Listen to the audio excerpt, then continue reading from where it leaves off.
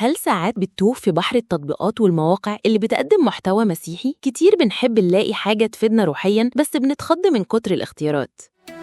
بلاش تحتار، هنساعدك تختار.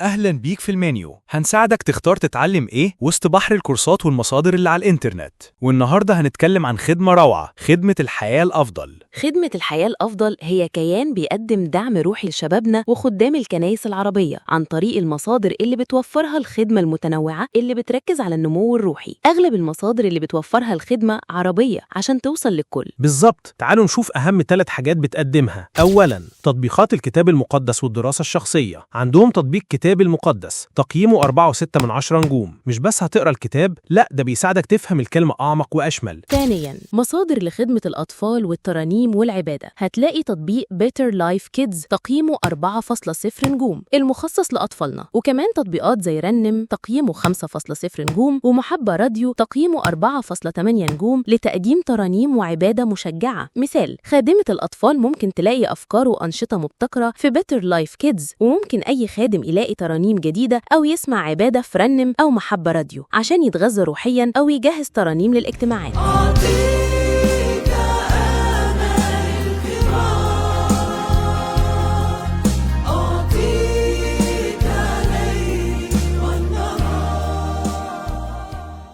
ثالثاً، محتوى مرئي ودعم للنمو الروحي العام. عندهم قنوات على يوتيوب زي Better Life الحياة الأفضل يوتيوب، وقناة تانية Better Life فيديو يوتيوب بتقدم فيديوهات متنوعة بتغطي مواضيع روحية كتير. وكمان تطبيق عام اسمه Better Life تقييمه 4.8 نجوم بيقدم محتوى روحي عام. مثال، لو انت خادم وعاوز تحضر رسالة عن موضوع معين، ممكن تلاقي فيديوهات تعليمية أو دراسات كتابية على القنوات دي، أو كشاب ممكن تتابعها عشان تاخد تشجيع أو إجابات لأسئلة روحية عندك. بجد المصادر اللي بتوفرها الخدمة دي كنز حقيقي. هتلاقي فيها تطبيقات سهلة الاستخدام، ترانيم وعبادة مشجعة، أفكار مبتكرة لخدمة الأطفال، فيديوهات تعليمية بتجاوب على أسئلتك، وكل ده مجاني ومتاح ليك بسهولة على جوجل بلاي ويوتيوب. شجع نفسك تبدأ تستكشف المصادر اللي بتوفرها الخدمة بنفسك. كل الروابط دي هنسيبها لك في وصف الحلقة عشان تبدأ رحلتك الروحية مع الحياة الأفضل دلوقتي. قولوا لنا في التعليقات تحبوا المنيو الجاي يكون عن خدمة إيه؟ لو منيو النهاردة أفادك، ياريت توصله لناس تانية يمكن يستفيدوا هم كمان. المنيو، وقتك دهب،